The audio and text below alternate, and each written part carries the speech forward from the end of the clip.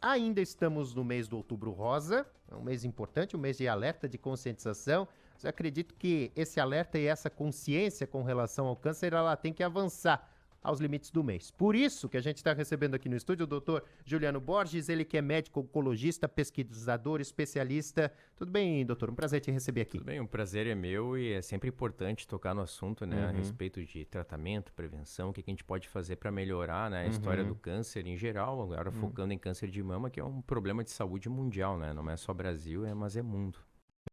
O Outubro Rosa, doutor, esses meses, essas cores, digamos, que foram atribuídas aos meses, o senhor percebeu que isso tem aumentado a questão da consciência, de ações, de campanhas, e que de fato isso tem feito a diferença para as pessoas?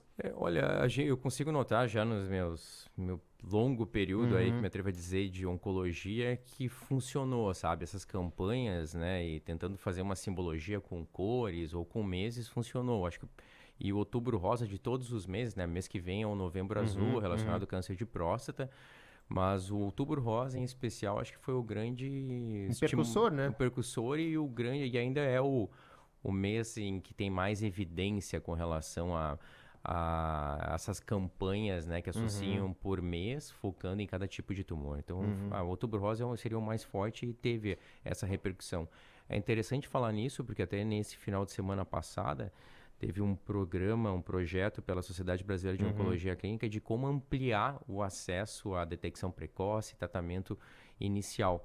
E a gente ficou discutindo com relação a isso. Eu acho que a campanha do Outubro Rosa, para quem mora em grandes centros, aqui Itajaí, Balneário, eu acho que é extremamente válida e já tem esse reflexo na população. O que a gente fica pensando é o quanto que essas informações, no caso do Outubro Rosa, de fazer mamografia, está chegando em áreas rurais ou de quem não tem, né, a alfabetização completa, o quanto que chega nessa população mais carente, né? E a informação ela é fundamental quando a gente fala do câncer, né, doutor? Porque, claro, a gente sabe que é uma doença evidentemente que pode ser fatal, mas a informação ela é fundamental. E no câncer de mama existe até uma estatística do quanto antes você começa a tratar, você pode ter resultados, né? Isso, assim, de uma forma geral, o quanto menor o tumor, né, menor a chance dele ter dado as metástases, que é ser disseminados, e maior a taxa de cura. Claro que tem algumas variações, questões genéticas, alterações, mas de uma forma geral, quanto menor o tumor, maior a taxa de cura. Então, por isso que é tão importante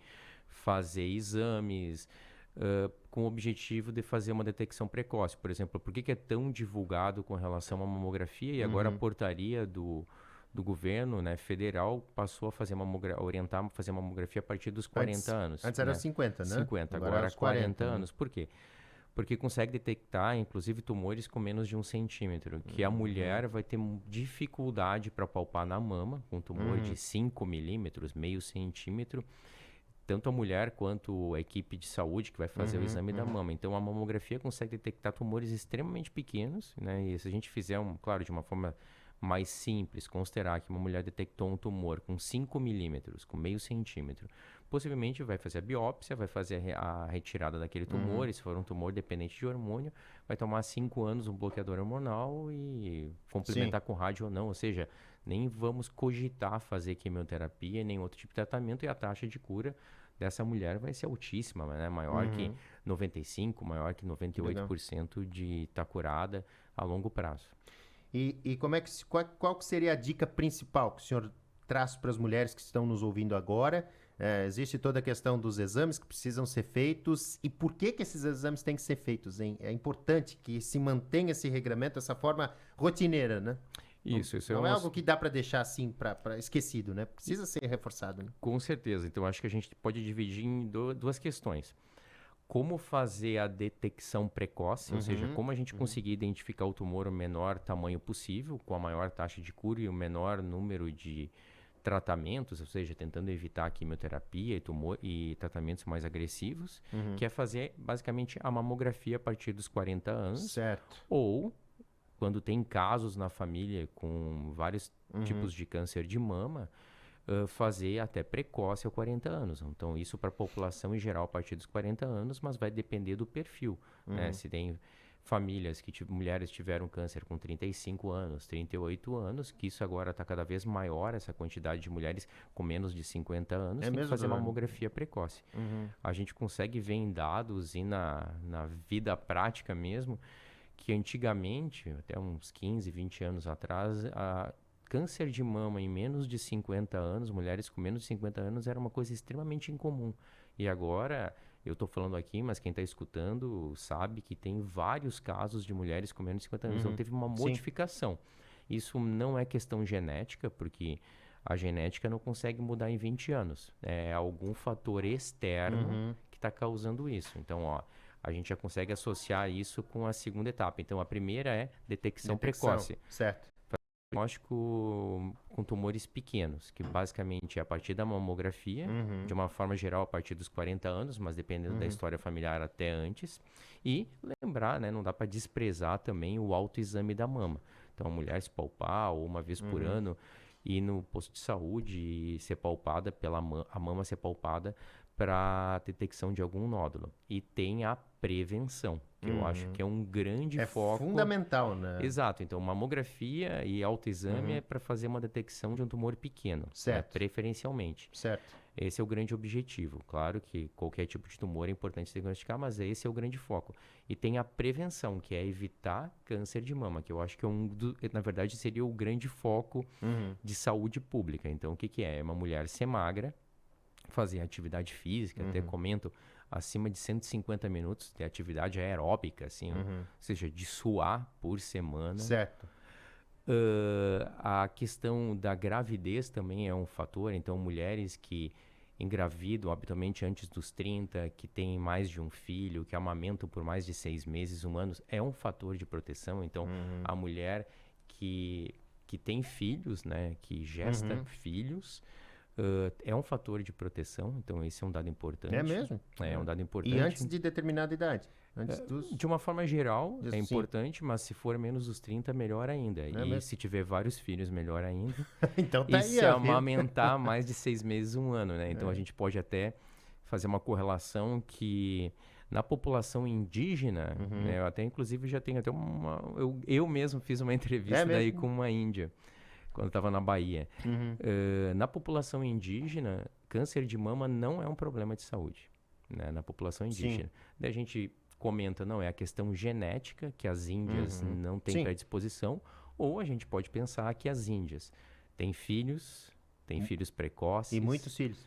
Muitos filhos, amamentam e elas não fazem uso de reposição hormonal com altas doses, né? Então, uma índia, de uma forma geral, não faz reposição, porque a reposição hormonal aumenta o risco, né? Pode aumentar o risco por excesso de hormônios, né, de hormônios femininos, e mesmo hormônios com uma baixa quantidade, o aumento é muito pequeno e boa parte das vezes vale a pena a mulher fazer a reposição hormonal, mas sempre aumenta o risco. Então, uma mulher que tem uma história familiar muito forte de câncer de mama, ela fazer reposição hormonal com doses mais altas, isso tem que ser muito bem pesado, né? Então, a questão de hormônio, a questão de não ter filhos, a questão da obesidade, e a gente também daí pode extrapolar, só que isso é um dado mais difícil da gente provar cientificamente, o estresse, né? O estresse, a ansiedade.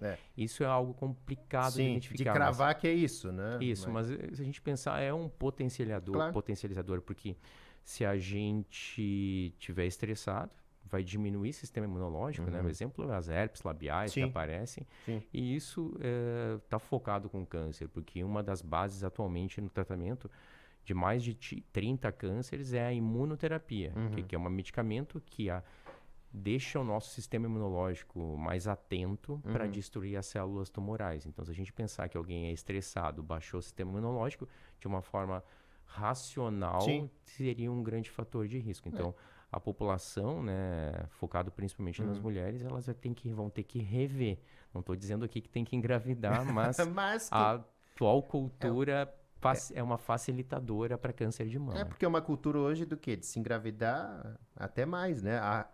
Eu diria que a idade média das mulheres da gestação aumentou, né? Isso. Mais de 30, quase 40, em alguns casos até, né? Ou não tem filhos, Ou né? não tem filhos, né? Ou não amamentam por mais de um ano, né? Vamos Exato. pegar mais de 6 meses. Então, mudou o perfil. No Então, perfil. a gente podia extrapolar isso, pelo menos levantando hipótese. Mas a natalidade, a baixa da natalidade seria um fator de risco. Não estou falando que as mulheres têm que engravidar. Não, isso é a mas decisão delas, isso. né? E do casal, enfim. O senhor falou aí sobre essa questão do próprio estresse como um facilitador, talvez, porque assim, a pessoa está estressada, ela vai comer mais, não vai cuidar da alimentação, não vai... Então, essas coisas acabam meio que se conectando, né? Exato. Não vai ter uma rotina regrada de exercícios, por exemplo, né? De sono, De né? sono, Então, né? O sono é fundamental também, né? Vai dar um gatilho, né? Isso. No corpo de estresse, como você falou, daí aumenta a gordura, não faz atividade física, não consegue dormir, se alimenta mal, então... E a gente pode também aqui comentar, na verdade, a gente está focando em câncer de mama, mas focar para câncer de intestino, outros tipos de tumor também, o padrão da qualidade da alimentação, né? Então, alimentos ultraprocessados, cheios de embutidos, também é um fator de risco. Não estou falando que isso é um fator de risco para câncer de mama, mas estou falando como um fator de risco em geral. Então, também a questão alimentar, se a gente... devagar aqui, né? Se a gente lembrar de 40 anos atrás, as pessoas almoçavam em casa. Exato. Né? Agora, aqui mesmo A aqui que eu correria trabalho em deve- Itajaí, é. todo mundo almoça num buffet no meio-dia. Então, a gente foi modificando, né, o nosso perfil. Nos nossos hábitos, né? E isso tem muito a ver com o que tem acontecido com as doenças, né? Essas mudanças de perfil, de comportamentos que se tinha, né? A alimentação de casa a gente sabe como é, né? A questão do tempero, do preparo é diferente, né, doutor? É melhor, né? Sim, sim, sim. E a questão de não ser ultraprocessado, né? A alimentação. Ultraprocessado é tudo que a gente não consegue replicar em casa, né? Então, tipo, azeite de oliva a gente consegue replicar em casa, vai dar um trabalho, né? Vai ter que esmagar as azeitonas, mas consegue. Agora, salgadinho, esses alimentos que não estragam, isso a gente não consegue replicar em casa. Então, essa seria a ideia. Então, mas modificou mesmo o perfil alimentar, o estresse, a ansiedade, né? Não ter filhos, não aumentar por um período. Então, fazer uso de uma quantidade... Eu falei, eu não sou contra a reposição hormonal, mas a gente sabe que às vezes tem alguns exageros de nível hormonal e isso aumentaria risco. Muito bem. Doutor Juliano, o senhor é um especialista no assunto aí, tem uma centena de estudos clínicos aí pesquisados nessa questão do câncer. Fala um pouquinho desse seu trabalho também aí. Isso eu acho que é importante desmistificar, porque também no passado, né, a gente tem essa lembrança que câncer é uma sentença de morte, isso não é verdade. A gente também, novamente, eu consigo provar vocês perguntando para vários familiares, amigos, que tem várias pessoas, várias mulheres que tiveram história de câncer de mama, estão vivas, a grande maioria. Dos tratamentos, né? Se a gente pensar que, acho que foi no final de 1700, né? Foi aberto o primeiro hospital de câncer no mundo, que foi na França. Esse hospital foi longe de Paris, sabe por quê? Porque na época, a gente está falando há 300 anos atrás, as pessoas tinham medo de chegar perto, por medo de ser contaminado por alguém que tem câncer. Então, se passaram só 300 anos e a gente tem todo esse estigma, né, da pessoa cancerosa, vamos pegar assim. Então, a gente tem ainda esse reflexo de 300 anos atrás, que encostar numa pessoa era praticamente como um leproso. Exato, como se tinha 1000, 2000 anos atrás o preconceito com a lepra, né? Exato. E então, assim, a gente tem esse reflexo com relação a isso e a gente pensar que começaram a surgir os remédios mais novos para evitar enjoos, vômitos, da década de 90. Ou seja, o tratamento mudou muito, mas a gente tem aquele reflexo ainda do câncer de mama com todo mundo faz químio, que isso não é verdade, todo mundo vomita, porque na época a gente só tinha Plasil em dose alta, agora a gente tem uma série de medicamentos que cai o cabelo, atualmente tem vários esquemas de bloqueadores hormonais que não precisam fazer químio, ou químio com umas doses específicas que evitam a queda de cabelo, aquelas cirurgias mutiladoras que tiravam toda a mama, o braço ficava todo inchado, parecia um pão. Aquilo ali não são as técnicas utilizadas, então é importante desmistificar isso, que o câncer, na grande maioria das vezes, é curável. As cirurgias são cirurgias minimamente invasivas, que as mulheres vão ficar com mínimas sequelas ou nenhuma sequela, que tumores pequenos, ou dependendo do tipo de tumor, não precisa fazer químio. E se fizer quimioterapia, né, a gente tem químio com medicamentos extremamente potentes para evitar enjoos, e boa parte da população das mulheres que precisam fazer quimioterapia não tem enjoo, e a gente tem técnicas de quimioterapia para não cair o cabelo, ou até toucas, que é é um tratamento que está bastante comum. Tá em de usar evidência, touca. né? Isso, basta usar touca para congelar o couro cabeludo para não cair o cabelo, né? E o que modificou, né, na história do câncer nesses últimos 10 anos, basicamente eu vou destacar a imunoterapia. Imunoterapia é um anticorpo, é aplicado na veia, injetável, habitualmente de 3 em 3 semanas ou de 4 em 4 semanas, que ele desmascara as células do câncer, né, como se as células do câncer ficarem mascaradas. Certo. E daí ele desmascara as células do câncer para o próprio sistema imunológico, pelas próprias células de defesa do paciente, destruir o tumor. Então esse é o grande diferencial que ocorreu nessa última década. É a evolução do conhecimento, né? As doenças, elas, ao mesmo tempo em que tem, eu diria, as pessoas têm mais a doença por todas essas condições, né? O risco é maior, a faixa etária diminuiu, mas ao mesmo tempo o conhecimento também, os tratamentos, as opções são maiores, né? Isso Com também certeza. veio nos últimos tempos com a evolução da literatura, do conhecimento médico também, né? Eu até olhei umas reportagens, principalmente dos Estados Unidos, que independente, ele é um grande, né, potencializador das melhoras dos tratamentos. Eu até estava vendo alguns tempos com relação, acho que foi ao antigo presidente, com uma previsão, a meta era nos próximos 20 anos curar praticamente todos os tipos de tumores. Eu queria só fazer um lembrete também no Outubro Rosa, né? Porque a gente fala Outubro Rosa, a gente vê as fotos das mulheres, a gente vê o rosa e associa o rosa com mulher. Isso. Mas tem que lembrar que 1% dos casos de mama, de câncer de mama, são em homens. E ele perguntar isso, exatamente isso, né? Porque não é um câncer exclusivo, por mais que a grande maioria, evidentemente, dos casos aí sejam nas mulheres, mas tem esse percentual para os homens também, né? Tem. O homem tem mama e é um dado importante. Por quê? Porque faz os mesmos procedimentos, tratamento cirúrgico, se necessário quimioterapia, bloqueador hormonal. Claro que a mama do homem é menor, então é mais fácil de detectar tumores mais iniciais. E é um dado importante por quê? Porque quando um homem tem câncer de mama, deve-se fazer alguns painéis genéticos, testes genéticos, para ver se a família não tem mutação. No caso, foi o mesmo, a alteração genética mais comum, aquela que aconteceu com a Angelina Jolie, que foi bastante divulgado para homem. Então, eu vou brincar aqui, né, que tem o Outubro Rosa, se a gente fazer analogia rosa, mulher, azul, homem, né, como uma simbologia de questões de divulgação, de marketing.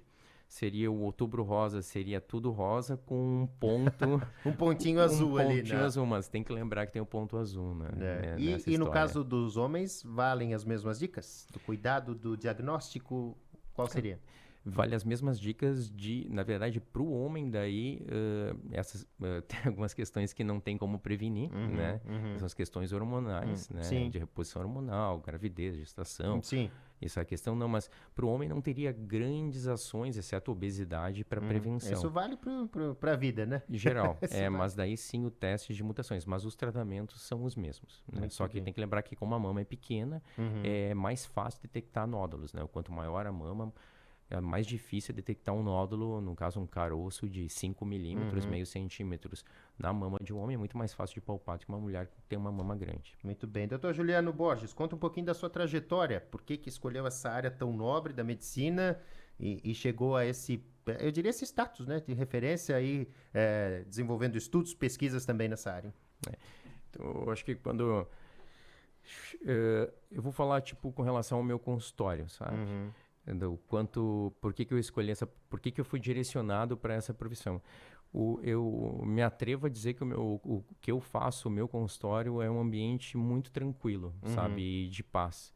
Porque eu vejo como aconteceu nessa evolução nos últimos anos, que a grande maioria dos tumores são curáveis, né? Dos pacientes que têm o diagnóstico de câncer são curáveis. Ainda tem alguns tipos de tumores, não tem como eu negar, tipo câncer de pâncreas, metastático, como uma doença extremamente agressiva, mas a grande maioria dos tumores são curáveis. E isso que me faz motivar, assim. Então, eu não sinto o meu consultório como algo pesado, né? Se a gente... falar aqui, estamos falando de Outubro Rosa, mas lembrar, por exemplo, do pontinho azul, né? No meio Vamos do pegar rosa, assim, né? o tumor mais comum em homens dos 20 aos 40 anos é o câncer de testículo. E o câncer de testículo é um bom exemplo. Mesmo o homem com metástase de disseminação, que já tem, por exemplo, 5 bolas de tumor espalhadas no pulmão, a taxa de cura é maior que 95%. Então, a gente está falando que, dei o exemplo aqui de testículo, que que é um tumor bom de tratar, eu digo, porque a grande maioria dos homens são curáveis, como evoluiu a medicina, né? E como evoluiu na área da oncologia. Então, por que eu escolhi? Porque eu vejo que a grande maioria das pessoas são curáveis, os tratamentos são cada vez melhores. E, felizmente, né, eu vou puxar para o meu lado de trabalho. Claro. Eu acho que a parte que tem maior quantidade de estudos e evolução, eu me atrevo a dizer que é a oncologia, né? A oncologia é o grande foco. É o foco da medicina, né? Da indústria, enfim, Isso, dos laboratórios. de boa parte vamos dizer assim, não tem como a gente tirar a cardiologia, endócrina, Sim. mas eu digo que, assim, que talvez uma das maiores focos da indústria e da saúde em geral é para tratamento, focado em tratamento, prevenção, diagnóstico precoce de câncer. Muito bem. Doutor Juliano, prazer te receber aqui. Passa teu contato aí para quem quiser seguir, saber mais informações, inclusive com o doutor Juliano. O espaço também na Jovem Pan News aqui sempre aberto, viu? Vamos lhe chamar outras vezes, inclusive porque o assunto rende bastante. Não, muito obrigado aí pelo convite. Qualquer coisa eu vou estar à disposição, né? A gente tem aqui a clínica em Itajaí, a neoplasia litoral, que é 47-3348-5093. E se alguém quiser me procurar ali ou conversar ou mesmo pegar algumas informações, tem o meu Instagram, que é meu nome, Giuliano, Giuliano, _ Borges, que é meu nome. Ali é um Instagram pessoal, profissional, tudo em um. Mas não tem problema, pode me chamar ali, conversar e eu, nos meus tempos, consigo responder. Doutor, em linhas gerais, então a dica é essa: conhecimento, prevenção e cuidado, né? A pessoa tem que ter isso, né? Essa Isso responsabilidade. E aí não é só para o câncer, é para tudo na vida, né? Na questão da saúde, né? De um foco geral, para resumir aqui em menos de um minuto, seria fazer a mamografia a partir dos 40 anos, salvo em casos que a família, em que mulheres começaram o diagnóstico muito antes, fazer o autoexame e prevenção. Fazer atividade física, não ser obesa, evitar o uso de hormônios em doses altas, se possível engravidar, né? E se possível amamentar bastante. Muito bem. Doutor Juliano, prazer te conhecer, parabéns pelo trabalho e obrigado. Bom final de semana. Muito obrigado igualmente, um ótimo dia a todos. Muito bem, então o doutor Juliano Borges, agora 9h11 9h10, nós vamos a um rápido intervalo.